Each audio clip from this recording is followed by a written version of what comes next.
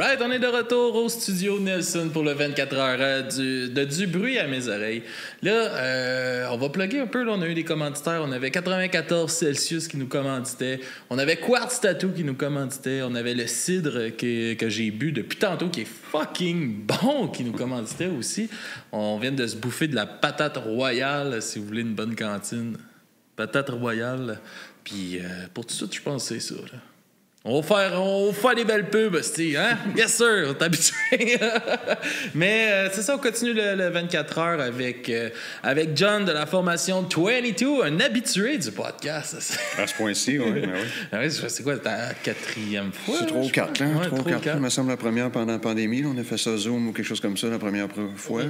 Je t'ai vu cet hiver dans une tempête de neige. Puis peut-être aussi. une autre fois, mais là, ça, je suis pas sûr à 100%. Ouais, c'est ça, là, c'est ça. 3 ou 4, man. Je suis vraiment content de t'avoir encore une fois, man. Moi aussi, man. Merci. Là, la dernière fois, on parlait du gros show qui s'en venait pour les 20 ans de votre album. Puis je me demandais comment que tout ça s'était passé, mon gars, ce show-là. J'ai vu une couple de vidéos, une couple d'affaires. Je voulais venir, finalement. Ça a été un petit peu plus compliqué avec ma petite cette journée-là. Fait que j'ai pas pu y être, mais ouais, j'ai vu des stories passer, puis ça va l'air d'être un nasty party, pareil.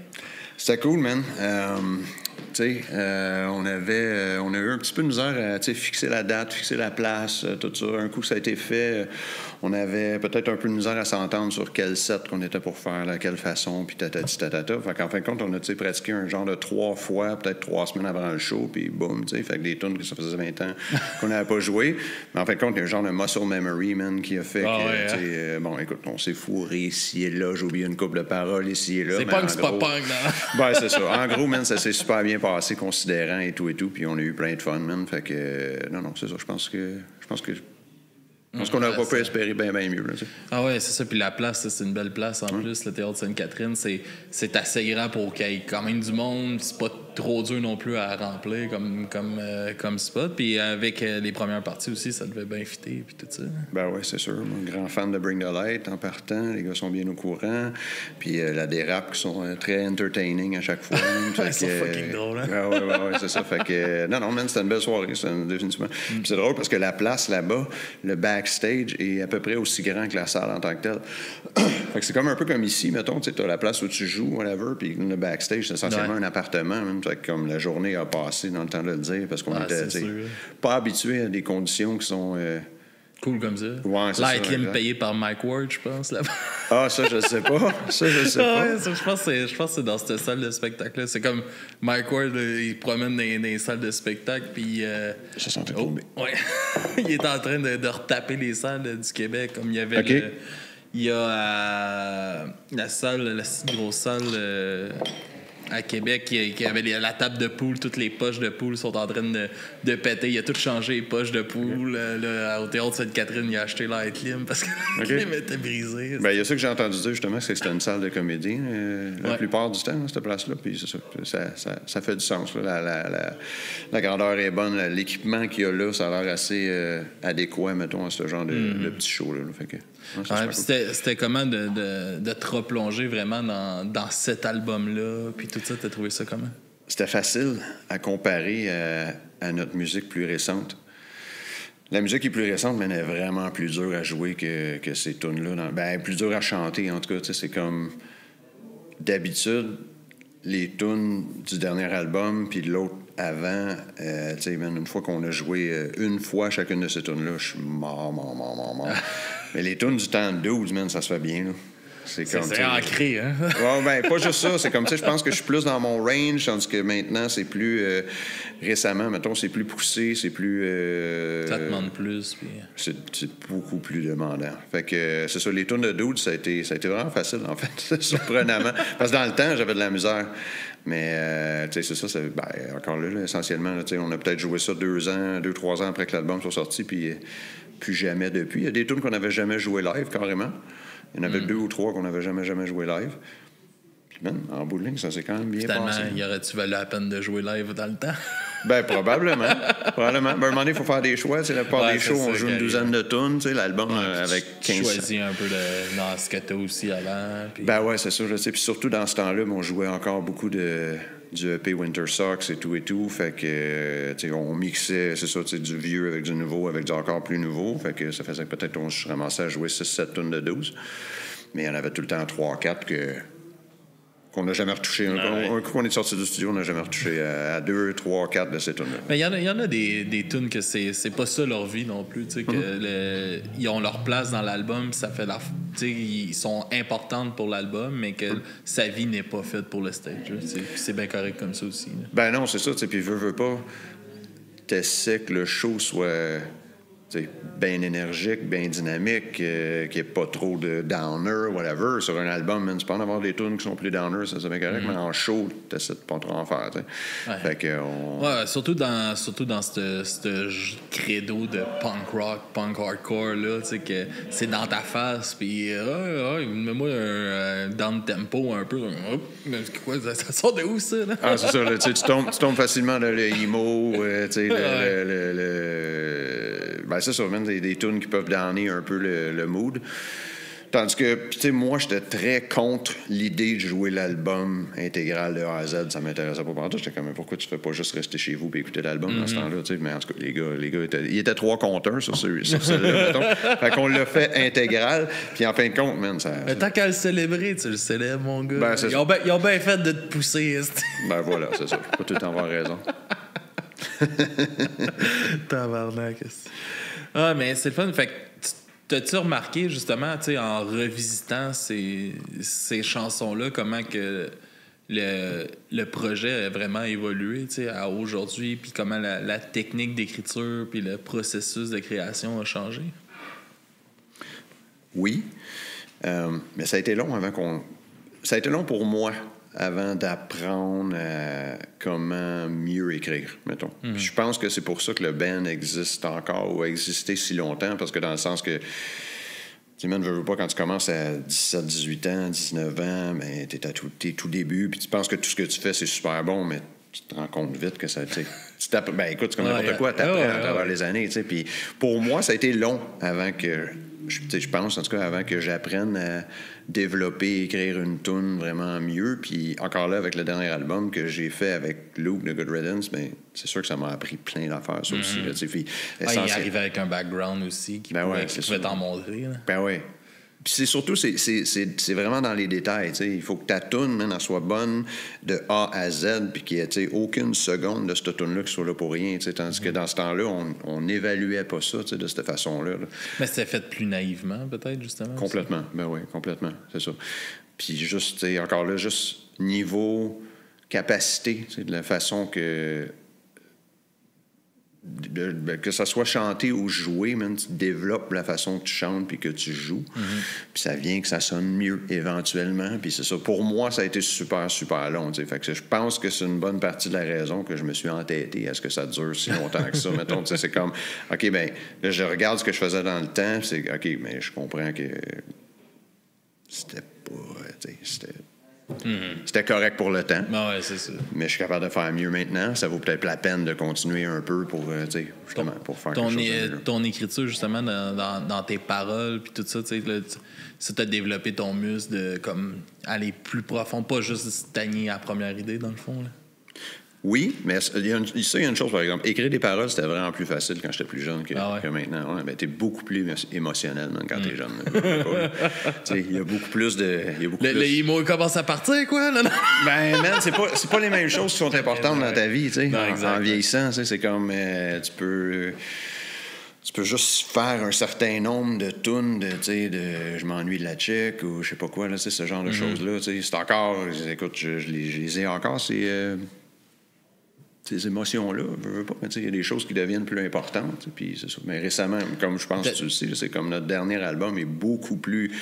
est 1000 fois plus politique qu'on n'a jamais été dans le passé, parce que c'était pas des choses qui m'intéressaient tant dans le passé. Mais t'as-tu l'impression que justement les sujets que vous débattiez, mettons, plus dans le temps, que c'était plus vraiment comme l'émotion du moment que vouloir passer nécessairement un message comme là qui est plus politique, mettons. Est-ce que tu crois que c'est vraiment dans... C'est que, mettons, tes émotions tu aurais de la misère à les mettre comme ça en mots comme avant, qui serait moins intéressant pour le public aujourd'hui? Ou... Ben, dans le fond, pour moi, une toune, c'est comme un moment in time. Dans le sens que tu peux ressentir quelque chose pendant 15 minutes, puis tu as le temps d'écrire tes paroles au grand complet, puis peut-être de même écrire la plupart de la toune en 15 minutes quand tu ressens vraiment quelque chose intensément. Ah ouais. Ça veut pas dire que tu penses exactement ça 5 ans plus tard, 10 ans plus tard, 15 ans plus tard ou quoi que ce soit. Fait que vraiment, c'est... Pour moi, ça a tout le temps été... il faut qu'il arrive quelque chose pour que ça donne quelque chose. Dans le sens, il faut qu'il y ait un événement quelconque pour que ça me donne une idée pour une toune ou une ligne directrice ou quelque chose comme ça. Fait que c'est plus ça. Mais encore une fois, c'est ça. C'est que dans le temps, quand tu as, encore là, 19, 20, 21 ans, tout est plus nouveau. Fait que tout te choque plus.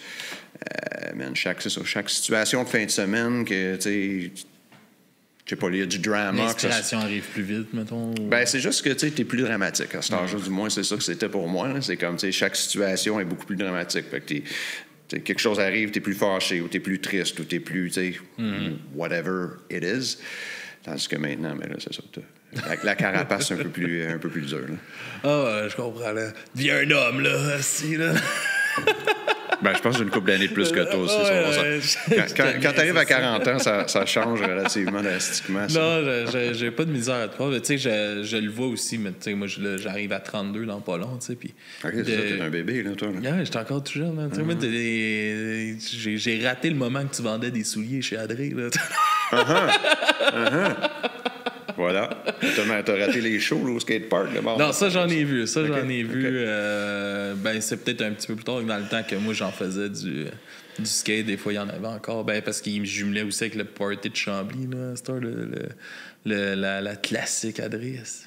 Ouais. Ah, OK. Ben, tu vois, moi, c'est avant ce temps-là, je pense. Je pense que c'est quand je travaillais chez Adrenaline, j'ai fait une couple de shows au skatepark aussi. Là. Quand je travaillais chez Adrenaline, c'était le début de 22. Là, c'était Winter Socks. Fait que, j'ai des vagues souvenirs de jouer dans le skatepark. Michael Timmons là, qui m'écrivait la semaine passée, ou là, 2 semaines, là, qui était dans un nostalgie du punk rock de Chambly, là. Et la région, puis il était comme, là, faut que tu fasses une réunion avec 22, Genuine, Middle... Shit. J'étais comme, ouais, t'as des projets, toi. Ben, c'est ça, puis c'est drôle parce que le monde dans lequel je vis, veux pas, moi, puis je pense la plupart des bands de ma génération, c'est ça, veux pas, c'est. On joue pour les nostalgiques, tu sais. Je veux dire, c'est pas. Mais c'est un style nostalgique. Ben oui, je veux pas, c'est ça. Fait que je veux dire, on n'a pas de grands espoirs d'aller chercher un jeune fanbase ou quoi que ce soit. Est-ce que tu trouves que ça met justement pas une pression, mais une difficulté dans l'écriture, justement, des chansons parce que là, c'est beau de sortir du nouveau stock. Est-ce que les gens veulent du nouveau stock de 22, mettons, que ça pourrait être la question? Mais, OK, oui, il y a une façon, parce que là, clairement, il y a eu une petite belle réponse pour l'album que tu as sorti, mais, mettons, Attends, je vais formuler ça comme du monde. Là. Ça fait 8 heures, là, bientôt. Là. Mais J'en à 4 heures du matin. Ouais. C'est les heures tough, 4, 5, 6 heures. Là.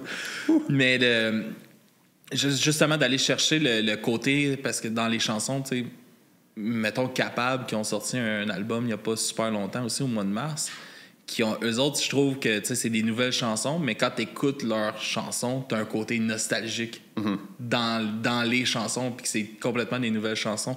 Puis j'ai eu l'impression de retrouver de ça aussi dans le nouveau 22. Mais est-ce que tu trouves que c'est dur un peu justement d'aller offrir des nouvelles chansons, puis de la réception, de voir, de trouver la chose qui va faire en sorte qu'il va avoir ce côté-là de nostalgie un peu qu'on fait « Ah, Chris, on dirait que c'est du bon vieux 22. » là. Ben, dans mon cas, je dirais que c'est un peu différent, dans le sens que, tu sais, comme tu sais, il y a eu vraiment deux étapes à 22. Il y a eu, tu sais, de 99 à 2005-2006, puis après ça, il n'y a rien eu jusqu'à 2018 à peu près. Fait que là, il y a la deuxième étape qui est 2018 à maintenant.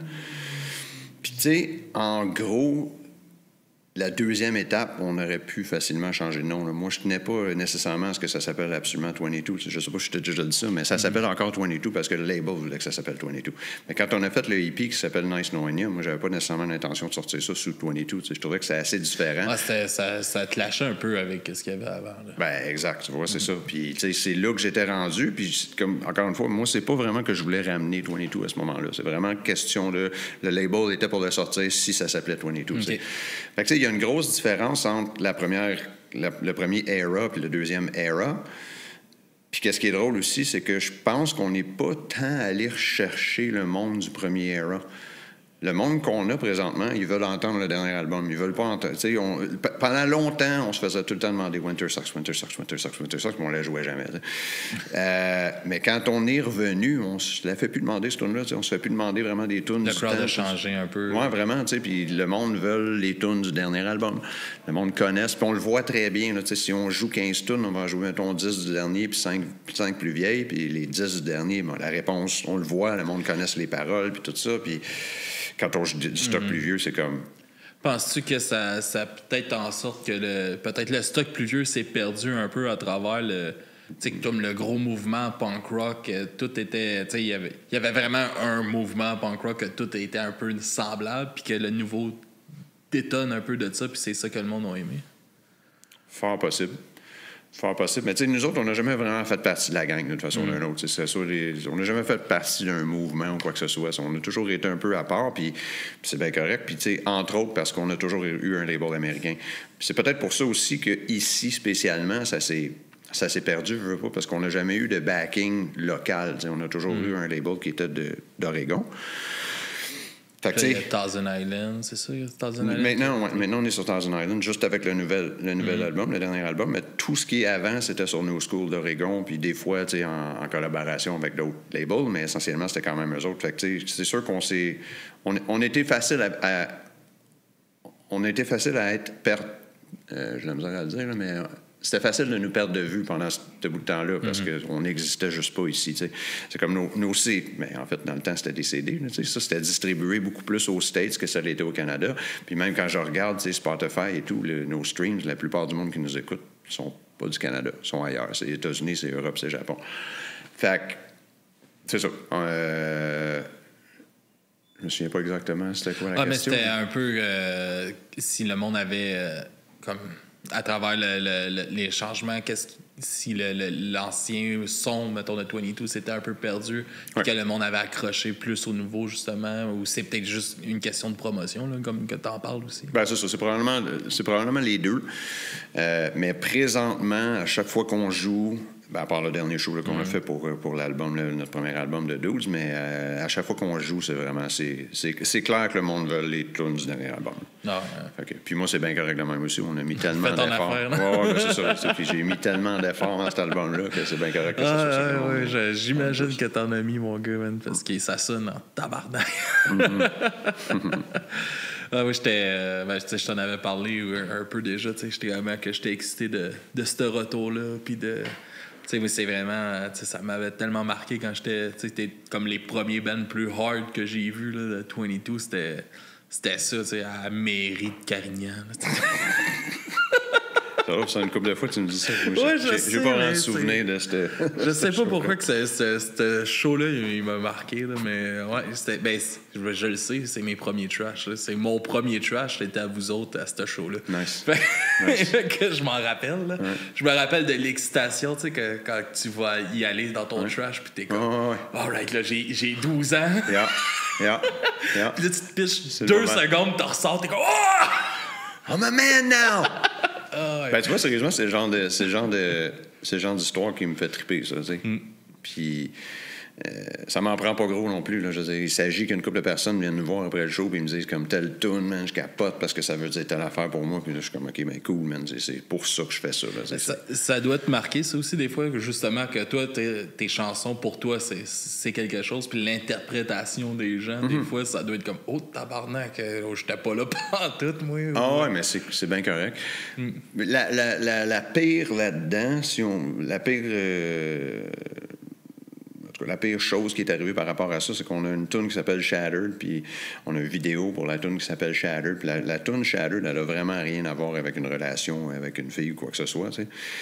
Puis quand le gars qui a fait notre vidéo, quand il nous a pitché l'idée, whatever, je suis comme, mais la tune, c'est pas ça, c'est pas une relation gars-fille, pantoute, tu sais. Non, mais tu vas voir, ça va être super abstrait, puis c'est pas ça l'impression que ça va donner pantoute. All right. Par contre, la vidéo sort, même, puis clairement, c'est comme, tu sais, c'est un dude qui se fait laisser par sa chick. Je suis comme, dude, c'est pas ça. Il vous a écrit une histoire romantique, là. Ouais, c'est ça, là, c'est bien raide. C'est comme, fait que ça, c'était choquant un peu. Mais surtout au prix que ça coûte de produire un clip. Puis des ben là, celui-là, c'était semi une faveur aussi, avec, je pense, quelqu'un qu'on connaissait bien. Pas moi, mais en tout cas, quelqu'un dans le band qui connaissait bien. Fait que, tu sais, bon, je peux pas y en vouloir ou quoi que ce soit. Mais c'est juste comme, tu sais, ça me dérange pas du tout quand quelqu'un vient me voir puis il me dit, telle tune, ça faisait telle affaire pour moi. Puis c'est pas exactement ce que moi je voulais dire, mais ça me dérange pas du tout. Sauf que quand c'est nous autres qui promouvoient la tune d'une certaine façon, puis c'est pas ça le message pendant tout, là, ça me gosse. Je comprends. Mais tu sais, en plus, c'est ça il y a tout le temps ça. Tu fais de la musique pour une raison, puis tu veux passer tes messages ou raconter une émotion que tu as vécue, puis que là, c'est comme le moment de livrer. Puis surtout, quand on fait un clip, ça l'oblige un peu l'auditeur à faire un lien, puis de OK, la tune, c'est ça que ça veut dire. Là. Ben oui. Fait que là, ils vous ont comme forcé ça dans la gueule. Tabarnak, le calice. Non, vraiment pas, man, parce que le gars est vraiment, vraiment cool. Non, il a fait ça pour du mieux qu'il pouvait, puis avec juste des bonnes intentions, mais en tout cas, voilà. C'est moi qui écris les paroles, je veux pas. Fait que pour moi, c'était important que, que le message passe bien, puis c'est pas le message qui passe du tout, mais encore là, c'est pas vraiment grave. Non, c'est sûr. Tu sais, tu parlais, tu t'es politisé un petit peu plus, puis en ce moment, il y a beaucoup de...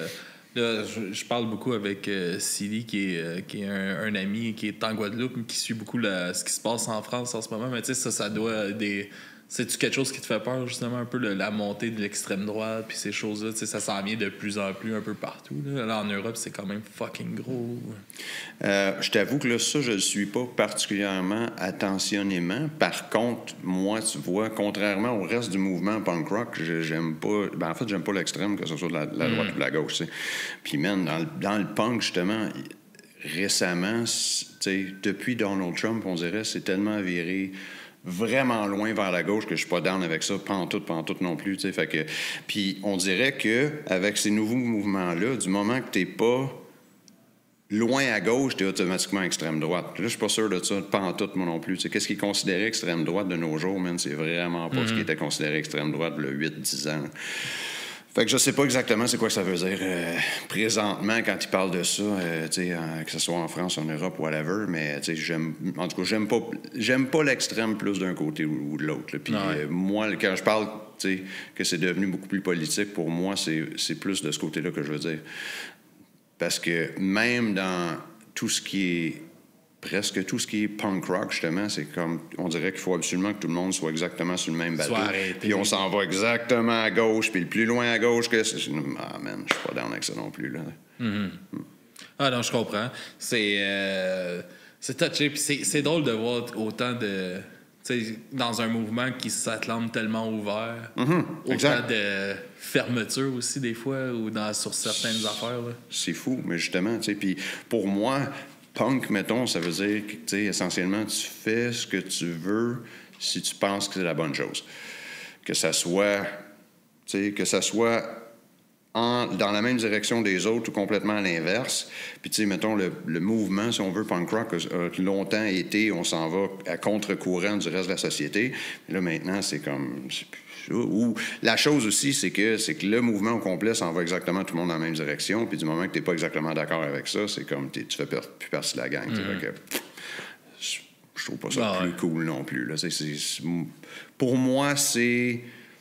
Ben, je pense encore pour moi. Peu importe ce que le mouvement punk rock me dit qui est correct ou qui est pas correct, j'en ai vraiment rien à foutre. T'as-tu eu un peu de la misère à t'associer à ce mouvement-là, justement, à cause de ces contradictions-là en dedans de toi par rapport à ça? Ben, en fait, je m'y associe pas du tout. Non? Justement, la tune Fuck Your Rules, c'est un peu là-dessus. Là. C'est comme, tu sais, c'est c'est fuck your rules de la société, mais fuck your rules du punk rock aussi. Là. J'ai rien à foutre plus de ce qui est supposé d'être acceptable dans le monde du punk rock ou du hardcore qui est acceptable dans le reste de la société. Je suis pas... Pas là. Je suis pas là, puis je suis pas d'accord. Non, c'est bien correct, ça. C'est ça qu'il faut. Hein. C'est niaiseux, c'est à ça que ça sert. Là, après ça, comment tu vas exprimer ton message dans ta musique, dans ta façon, ben ça, c'est tes tripes, c'est toi, puis c'est de même que ça sort, c'est de même. Ben, c'est ça. Puis je trouve que présentement, man, on vit dans un monde qu'il faut qu'on fasse semblant beaucoup, man, pour faire partie du mouvement. On est obligé de faire... on est obligé de faire semblant. Beaucoup. Je sais qu'il y a certaines affaires qui font pas de sens, mais que le monde font semblant d'accepter quand même, juste parce que, justement, bon, le mouvement, ça va par là. Ah, OK, d'abord. Il y a une genre d'hypocrisie qui s'installe à travers tout ça, un peu. Puis... Clairement. Ah non, ça c'est de quoi aussi. Moi, j'ai de la misère avec ça. De voir on avait les Insoumis tantôt, tu sais, je sais pas si c'est avec eux que je parlais de ça, mais on avait comme des formations, tu sais, comme des shows qui, OK, là, parce qu'ils se font pointer du doigt, là, ils vont changer leur façon de faire. Puis c'est hypocrite juste pour ne pas se faire pointer du doigt. Puis, tu sais, il y a des changements que c'est vrai qu'il faut qu'ils se fassent, mais il faut qu'ils se fassent pour les bonnes raisons puis de la bonne façon. Puis... Ou faut pas qu'il aille trop loin de l'autre sens non plus. Parce que c'est ça l'affaire, on parle d'extrême droite, mais c'est quoi l'extrême droite de nos jours? Ouais, mais là, c'est comme... Je sais que... En tout cas, mettons, en Europe, qu'est-ce que j'ai suivi? Là, ça brasse en essai sur le racisme puis sur le... Tout ça, c'est gros la montée de ça qui... Puis, tu sais, ils font des comparaisons comme... il y en avait une, là, ça, Silly. Celle-là, je te la donne, c'est à toi qui me l'a faite, là, mais il dit comme... il dit que nous autres, quelqu'un, il dit l'extrême droite, eux autres, ils tuent des homosexuels, puis l'extrême gauche, eux autres, ils brisent des abribus. Ouais. C'était comme... ouais, c'est pas les mêmes problèmes, là. OK, mais est-ce qu'il y a vraiment du monde qui tue les homosexuels présentement? Là, je sais, tu sais, là, je suis pas assez calé dans ça, mais tu sais, c'est comme ils sont contre ces affaires-là, ou contre, ils essaient d'éradier l'immigration, puis tout ça de là, puis de sortir leur, voyons, la race pure, la race blanche, puis tout ça, sont assez forts. Là. Regarde, si c'est ça fait quand même peur. Là. Il y a quand même 12 millions de Français qui sont allés voter pour le RN là, en ce moment. C'est si c'est ça qui se passe pour vrai, parce que l'affaire, c'est que souvent, on entend dire que, supposément, qu'il y a des mouvements comme ça, man, puis est-ce qu'ils sont là pour de vrai, tu sais? Je sais pas, man, regarde, moi, je suis un kid des années 90. On s'en calissait, man, que tu sois blanc, noir ou n'importe quoi entre les deux. Mais sauf que maintenant, man, le focus est tellement sur chacun de ces labels-là que, tu sais, on a remis l'emphase là-dessus. Moi, je viens du monde où est-ce que tu sois, man, de n'importe quelle race, de n'importe quelle sexualité, on n'a rien à chier, man. Mais on n'a rien à chier. Dans le sens que moi, je n'ai rien à chier pour vrai. Ça m'intéresse pas. Fait que... Ça change rien à ta vie à toi. Ça change rien à ma vie, mais dans le sens... Là, c'est comme on a mis, à mon avis, justement, c'est comme l'extrême gauche, si on veut, a tellement mis l'emphase sur chacun de ces labels-là que là, ça, c'est redevenu super important. Fait que là, les races, puis les orientations sexuelles, toutes ces patentes-là, c'est redevenu super important, tandis que, man, vous le disiez, on n'était plus là pantoute, là. C'était all good, là. Que tu sois de n'importe quelle façon, c'était all good, t'sais. En tout cas, moi, c'est un peu... C'est ça qui me gosse plus qu'autre chose. Ces temps-ci, ici, en tout cas. Là, je ne sais pas exactement comment ça se passe en France, mais je serais relativement difficile à convaincre qu'il y a de temps. Y a-tu vraiment le KKK qui se promène dans les rues en France? Il y a eu des... mettons, il n'y a pas longtemps, il y a eu une manifestation nazie ou des... Oui, pour de vrai? Oui, dans les rues. Pour de vrai, vrai. Là, ils se sont promenés dans les rues avec leur drapeau, des affaires de même. Là, non, ça, man, super fasciste. Là, puis, parfait, ça, évidemment, c'est inacceptable. Sauf que, tu vois, moi, quand il y a eu les truckers à Ottawa, je suis allé voir où est-ce qu'il y avait supposément, man, l'extrême droite, puis un paquet de nazis. Il n'y avait rien de ça, là, man. Pas en tout. Là. S'il y a un cornet qui se promène avec un drapeau... Il associe tout le monde. Ben ouais. C'est comme si le mouvement complet, c'était ça tout d'un coup, man. C'est pas ça pas en tout qui se passait là-bas. Puis je suis un des rares Un des rares. Non, pas un des rares, mais dans tous ceux à qui j'en parlais, j'étais un des rares, en tout cas, qui était allé pour voir de mes yeux, là, c'est quoi qui se passait là-bas pour vrai. Là, puis évidemment, si tu regardes les nouvelles, c'est l'extrême droite, gang de racistes, gang de ci, gang de ça. Mais c'était pas ça du tout, man, qui se passait là. Okay.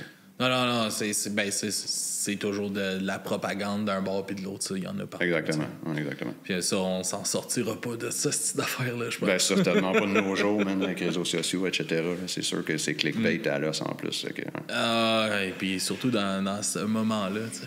Est-ce que tu sais, il y a un tour qui s'en vient avec Bring the Light puis tout ça dans pas trop long. Comment que ça s'est préparé, toute cette idée-là de partir avec eux autres? C'est un peu un souvenir, un peu, là, d'une gang de subs. Puis, Ben oui, c'est ça. Regarde, deux gangs de la même génération. School, hein? Ouais, c'est ça. Puis en fait, ben, ça, je sais pas si je l'ai dit publiquement, mais ça va être les derniers shows de Tony et tout ça. OK. Fait que c'est la tournée des derniers shows. Puis, fait qu'on fait un genre de, tu sais, mettons, co-headlining, si on veut, avec Bring the Light. On fait, je pense, 8 ou 10 villes. Puis, fait que là, si on veut pas vous manquer, ça va être là. ouais, c'est là. Ouais, là, c'est that's it. Fait qu'on fait 2 shows d'ici là. On fait Festi-Rock là, dans 2-3 semaines. Après ça, on fait Music for Cancer. Puis après ça, on fait cette tournée-là avec Brenda Light. Puis that's it. Yes, on va être là au Festi-Rock. Nous autres aussi. Ouais, ça va être notre 3e année là, qu'on couvre le festival là-bas. Un petit beau fest. Pour vrai, là, super familial. Puis... Vraiment, en tout cas, à date, on a eu 2 belles journées à chaque fois qu'on est allé. Là. Nice. Ouais, c'est ce que j'ai entendu dire. Ouais, puis non, c'est beau de voir une... C'est drôle parce que c'est comme une ville gérée par des jeunes. Là, comme tu sais, je pense que le maire, il y a une quarantaine d'années. Là, il y a pas ben, je pense pas qu'il y a 45 là. Wow. Puis ils font des shows, leur Saint-Jean, c'est du punk rock là, c'est comme une ville punk. Wow. Par rapport, là, OK, malade. Ben hâte de voir ça. Ouais. Puis est-ce que c'est quoi qui t'a poussé à prendre cette décision là justement que ça allait, tu sais, parce que il y a vraiment eu un buzz là justement avec est-ce que c'est le désir de vouloir quitter sur justement un bon buzz, tout ça, puis d'avoir un bon souvenir qui finit ça avant de pousser ça trop loin? Ben, tu sais, man, je pense qu'on a fait le tour. Dans le sens que, tu sais, il y a une couple d'affaires. C'est que, oui, la réponse a été quand même bonne sur Dismissed, sur le dernier album, mais, tu sais, pour que ça vale la peine pour moi de continuer, dans un sens, il faudrait que ça soit, tu sais, 2, 3, 4 fois ce qu'on est capable d'avoir. Si on a 50 personnes qui viennent à nos shows, mais je peux pas dire à quel point je suis content de les voir, ces 50 personnes-là, mais reste que malheureusement, on se rembourse pas grand-chose. Rendu à l'âge que j'ai et tout, puis j'ai l'impression que ça peut aussi donner l'impression que c'est comme si j'essayais encore to make it. Là, puis c'est pas ça non plus que j'essaie de faire. C'est juste, j'ai de la misère à pas jouer de musique. Fait que j'en joue, puis je continue d'en jouer. Mais c'est ça, regarde, je pense que c'est le fait que ça fait tellement longtemps que ça existe, puis tu sais, veux pas, on est comme un peu pogné dans une roue de... C'est ça, on a des shows à 5, c'est peut-être 80 personnes qui viennent nous voir. Puis encore une fois, man, tellement content de les voir, tout ce monde-là, ça c'est sûr et certain, mais reste que, c'est ça, à un moment donné, on a fait le tour. Ah, mais tu sais, il n'y a rien qui t'empêche de continuer à faire des projets de ton bar sans aller faire des shows et des gossins de même. Non, ben j'ai déjà commencé quelque chose avec d'autres mondes, fait que ça se peut très bien qu'on sorte des tunes éventuellement. À quel point on va se remettre dans la roue là, de pousser un band, ça je le sais pas. Je suis pas sûr du tout. C'est pas ça le plan pour l'instant, mais oui, man, j'ai une bonne trentaine de tunes de faits... pas nécessairement au complet, mais d'avancer, mettons, qu'éventuellement, je veux sortir. Fait qu'on a un genre de projet... Là, on t'a jamais arrêté d'écrire, toi. Ben non, mais c'est ça, man. C'est comme... J'imagine que je suis trop émotionnel, justement. Quand il y a quelque chose qui me gosse, il faut que j'en parle dans la musique. Est-ce que l'écriture, ça a vraiment toujours été là pour ça? Pour toi, si tu rentrais un peu dans ta vie puis que, finalement, t'as décidé de la pousser en musique pour pouvoir spreader le message un peu plus, mais... T'as-tu commencé vraiment par l'écriture? Que c'est comme ça que tu sortais tes émotions? Oui, vraiment. Le monde qui... Mes amis savent que je suis pas un gars qui parle... Ben, je suis pas... On n'est pas proches, on se connaît un peu, mais j'ai cette impression-là aussi que t'es quelqu'un d'un peu plus réservé qui... qui garde. Tu me donnes l'impression de garder beaucoup de choses quand même en dedans de toi, tu sais. 100%. Oui. Oui. Fait que oui, man, la musique, ça a toujours été ma thérapie. Puis même quand j'étais jeune ado, j'ai commencé à écrire peut-être qu'on peut appeler de la poésie ou whatever. Quand j'étais allé au cégep, j'étais en lettres, puis ce qui m'intéressait le plus, c'était ça. C'était English literature and poetry. Fait que ce genre de choses-là m'a toujours intéressé. Puis, c'est ça, encore une fois, je ne suis pas quelqu'un qui divulgue beaucoup de ma vie à mon entourage, mais j'en divulgue beaucoup dans la musique. Là. Ah, mais il en faut, tu sais, des fois, c'est ça. C'est quand tu as besoin d'un espace où que tu te sens bien, puis c'est... Parce que si tu te sens pas bien, de toute façon, ça fera pas l'effet que c'est censé faire, tu sais. Non, puis comme je te disais tantôt, tu sais, les bonnes tunes, man, ça... Pour moi, du moins... Si j'ai des bonnes tunes, les bonnes tunes que je fais, c'est quand j'ai une émotion qui fait que la tune, ça fait pratiquement tout seul, tu sais. Mm-hmm. C'est bien rare que... Il y en a quelques-unes là, dans l'histoire, mettons, de 22, là, que c'est des tunes vraiment, qu'on a gossé pendant des mois, puis des mois, puis des mois. Mais en général, c'est des choses qui se faisaient. T'sais, la base de la tune, elle se fait vraiment rapidement, puis c'est tout sur une émotion. C'est pour ça que je disais aussi qu'une tune, c'est comme un moment in time, dans le sens que j'ai pu me sentir comme ça pendant littéralement juste 15 minutes, mais j'ai fait une tune avec tellement que c'était intense. Hein. Good, man. On approche déjà notre temps, man. Tranquillement, on va s'enligner vers jaser des chansons que tu m'as envoyées. Je sais pas si tu veux nous les plugger. Tu dois t'en rappeler. Absolument, c'est Before You Save Us, Begrudge. Yes, en plein ça. C'est tout simplement parce que je pense que c'est les deux meilleures tunes sur cet album-là. Before You Save Us, justement, quand on parlait de mouvement qui était un peu contre-courant le punk rock, mais c'est une tune qui, essentiellement, le message est un peu l'inverse de ce qu'on entend dans la plupart du punk rock, sauf que la tune en tant que telle, c'est quand même assez classique hardcore et punk rock, hein, un genre de couplet hardcore avec un refrain mélodique. Mm-hmm. Ça, c'est la première tune que j'ai fait après le EP, puis c'est cette tune-là qui m'a donné le goût de faire l'album. Ça, moi, perso, c'est ma tune préférée, c'est là-bas. Okay. Before You Save Us. Puis Grudge, ben, c'est l'autre tune. Cette tune-là, dans le fond, c'est intéressant parce que le riff principal, il vient de notre ancien guitariste, Frank. C'est la seule tune sur cet album-là qui vient de lui, même s'il n'était plus dans le band. On avait comme le dernier jam qu'on avait fait avec lui, on a commencé à travailler sur cette tune-là. Puis la tune m'était toujours restée dans la tête. Puis là, un moment donné, des mois plus tard, quand c'était clair que lui était plus près dans le band, j'ai quand même demandé « Hey man, tu fais-tu quelque chose à ce tune-là? Parce que moi, j'ai ça dans la tête depuis. Puis si ça te dérange pas, je ferais quelque chose avec. » Puis il était comme « Alright, cool, man, vas-y. » That's it, aussi. Hein? Good. Ben, merci beaucoup, man, d'avoir pris le temps de venir me jaser encore une fois. Avec plaisir. C'est vraiment tout le temps le fun de te voir. Les autres, on se dit à tout de suite avec Faxine dans pas trop long après l'écoute d'un petit peu de musique et on vous revient pour la continuité du 24 heures de Du bruit à mes oreilles. Merci, John. Yes, thanks, man. Buzzwords and soul gets flesh. You win him on your shit. And if the doesn't work, maybe we'll save the end. Before you save us, maybe you should check yourself. 'Cause it's so obvious that you're an empty shell. You have a lot to say, but you change your ways. 'Cause when it's time to move, we're gonna hear from you. Before you save us, just remember starts with you. You'll be posting your fake devotion to the view. When it comes down to it, what do you really do? Would you give a flipping margin your apple pie and stew? Do the ocean flow? Would you? Do you? Did you think this through? Did you? Will you? Before you save us, before you save them, before you preach, make sure to check yourself.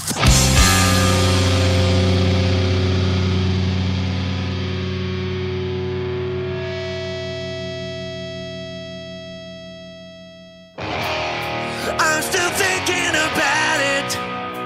I still carry it in my head. I'm still pissed off about